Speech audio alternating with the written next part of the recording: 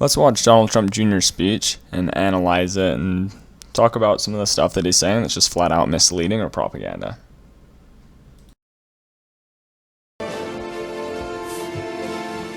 Good evening, America. I'm Donald Trump Jr.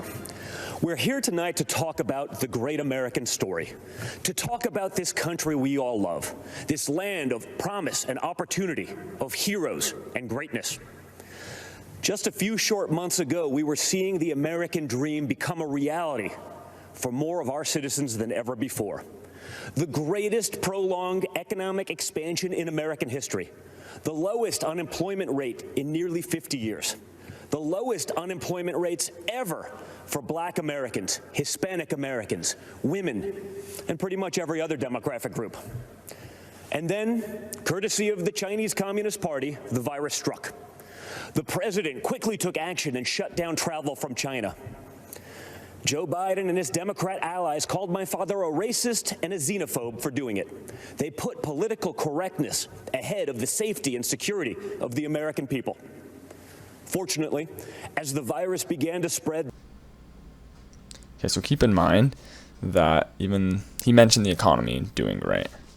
Wages have been stagnant for the last 4 years. They haven't really been going up. But with the coronavirus, unemployment's actually remarkably low right now.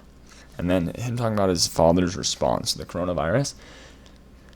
Yes, he tried to end travel from China temporarily, and he may have gotten criticism for that. But Don Jr. fails to mention that Trump was saying it was a hoax at one point, a Democratic hoax. Fails to mention that he said the virus would go away when the weather improved. He fails to mention the way that Trump has constantly politicized this whole thing and not listened to experts, and how he's tweeted out about alternative cures.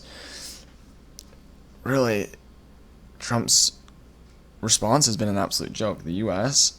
has had more cases than anywhere, by far, even when you account for population.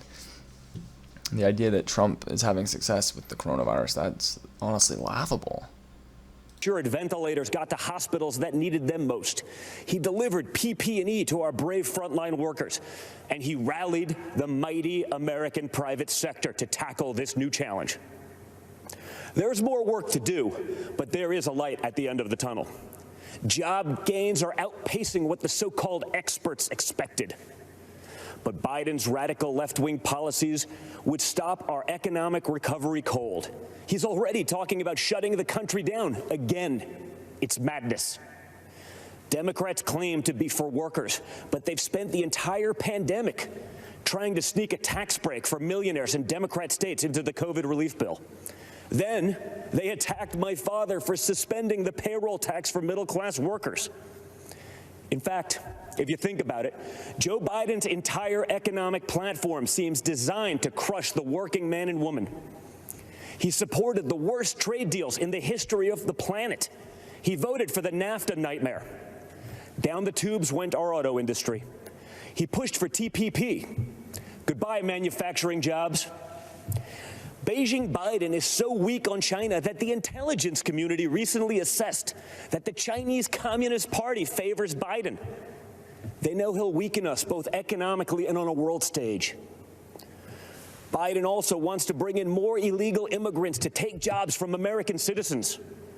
His open border policies would drive wages down for Americans at a time when low-income workers were getting real wage increases for the first time in modern history. He's pledged to repeal the Trump tax cuts, which were the biggest in our country. After 8 years of Obama and Biden's slow growth, Trump's policies have been like rocket fuel to the economy, and especially to the middle class. Biden has promised to take that money back out of your pocket and keep it in the swamp. That makes sense, though, considering Joe Biden is basically the Loch Ness Monster of the swamp. For the past half century, he's been lurking around in there. He sticks his head up every now and then to run for president. Then he disappears and doesn't do much in between. So if you're looking for hope, look to the man who did what the failed Obama-Biden administration never could do and built the greatest economy our country has ever seen. And President Trump will do it again. We will be stronger than ever because when we put our mind to it, there is no obstacle that America can't surmount. Except there's a difference this time. In the past, both parties believed in the goodness of America. We agreed on where we wanted to go. We just disagreed on how to get there. This time, the other party is attacking the very principles on which our nation was founded. Freedom of thought, freedom of speech, freedom of religion, the rule of law. Thomas Jefferson famously said, let's break down just a few of the things that he said. So we talked about the tax cuts and how Biden wants to undo them. Understand that the majority of Trump's tax plan benefited the wealthiest individuals in the country. The majority benefited the wealthiest. What he just barely said about how both parties used to agree. Yeah, at one point both parties did agree. For him to bring up rule of law, okay, look at the Hatch Act being violated this weekend with the RNC. Look at Trump claiming that we shouldn't have vote by mail and the scandal with the USPS right now. Look at the fact that with freedom of speech, like maybe you have some college students that get upset when Ben Shapiro goes on their campus, but have you ever actually heard Joe Biden or Kamala Harris say that we shouldn't allow speakers on college campuses when they try to characterize the left?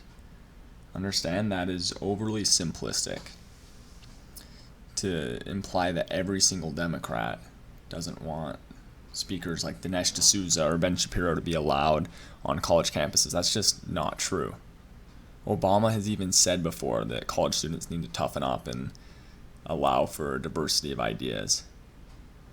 That's a ridiculous statement to imply that Joe Biden doesn't want any freedom of speech.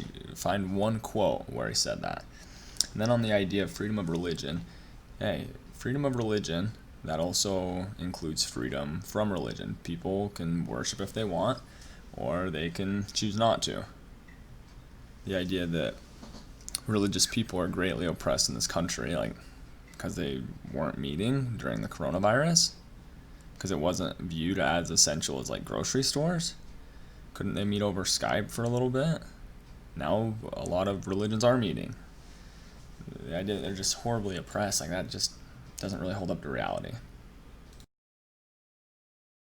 hostility against every form of tyranny over the mind of man. Our founders believed there was nothing more important than protecting our God-given right to think for ourselves. Now, the left, they're trying to cancel all of those founders. They don't seem to understand this important principle. In order to improve in the future, we must learn from our past, not erase it. So we're not going to tear down monuments and forget the people who built our great nation. Instead, we will learn from our past so we don't repeat any mistakes. And we will work tirelessly to improve the lives of all Americans. Joe Biden and the radical left are now coming for our freedom of speech. They want to bully us into submission. If they get their way, it will no longer be the silent majority. It will be the silenced majority. This has to stop. Freedom of expression used to be a liberal value, at least before the radical left took over. Now the Republican Party is the home of free speech, the place where anyone from any background can speak their mind, and may the best ideas win. People of faith are under attack. You're not allowed to go to church, but mass chaos in the streets gets a pass. It's almost like this election is shaping up to be church, work, and school versus rioting, looting, and vandalism. Or, in the words of Biden and the Democrats, peaceful protesting. Anarchists have been flooding our streets, and Democrat mayors are ordering the police to stand down. Small businesses across America, many of them minority-owned, are being torched by mobs. The Democrat mayors pretend it's not happening. They actually called it a summer of love. And that brings me to another important principle. Every American must be free to live without fear of violence in your country, in your communities, and in your homes. All men and women are created equal and must be treated equally under the law.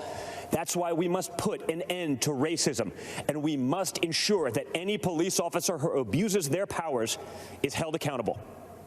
What happened to George Floyd is a disgrace, and if you know a police officer, you know they agree with that too. But we cannot lose sight of the fact that our police are American heroes.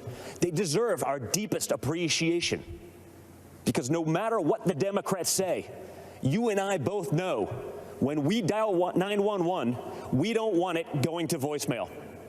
So defunding the police is not an option. Everything starts with safety and security.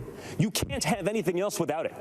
You can't focus on building a better future for your children without the peace of mind that they can study safely in their classrooms, play safely in their neighborhoods, and sleep safely in their beds. But safety is only the beginning. Trump's America is a land of opportunity, a place of promise. I was fortunate enough to grow up in a family that could afford the best schools and the finest universities.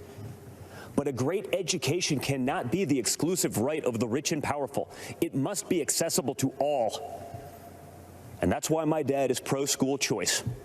That's why he's called education access the civil rights issue, not just of our time, but of all time. It is unacceptable that too many African American and Hispanic American children are stuck in bad schools just because of their zip code. Donald Trump will not stand for it. If Democrats really wanted to help minorities, Wanted to highlight with this that there are a lot of charter schools that are managed under contract by for-profit educational management organizations. Sometimes there are politicians, often right-leaning politicians, that are on boards of these for-profit educational management organizations, and so they're making money on the idea of charter schools. There might be some schools, when it comes to public schools, that are better than others, but understand that there are highly qualified, educated teachers in every single school, and that students that are in honors classes and AP classes often do receive a great education. And so the idea that all these public schools are failing, it's not that accurate. Allowing to big money union bosses, they'd let parents choose what school is best for their kids. They'd limit immigration to protect American workers. They'd support the police who protect our neighborhoods. They'd learn how to negotiate trade deals that prioritize America's interests for a change. They'd end the endless wars and quit sending our young people to solve problems in foreign lands. They'd cut taxes for families and workers.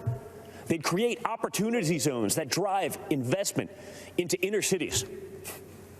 In other words, if Democrats cared for the forgotten men and women of our country, they'd do exactly what President Trump is doing. America is the greatest country on earth, but my father's entire worldview revolves around the idea that we can always do even better. Imagine the life you want to have, one with a great job, a beautiful home, a perfect family. You can have it. Imagine the country you want to live in, one with true equal opportunity, where hard work pays off and justice is served with compassion. Tell me that these aren't pie-in-the-sky promises, the idea that you can have a perfect family. Everything will be perfect. You can have it if you only elect my dad again. If that's the case, why don't all people in the U.S. have those things right now?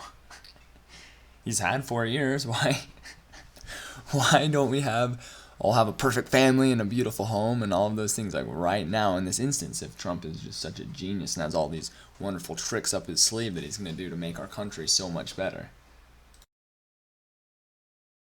World where the evils of communism and radical Islamic terrorism are not given a chance to spread, where heroes are celebrated and the good guys win. You can have it. That is the life. That is the country. That is the world that Donald Trump and the Republican Party are after. And yes, you can have it. Because unlike Joe Biden and the radical left Democrats, our party is open to everyone. It starts by rejecting radicals who want to drag us into the dark and embracing the man who represents a bright and beautiful future for all.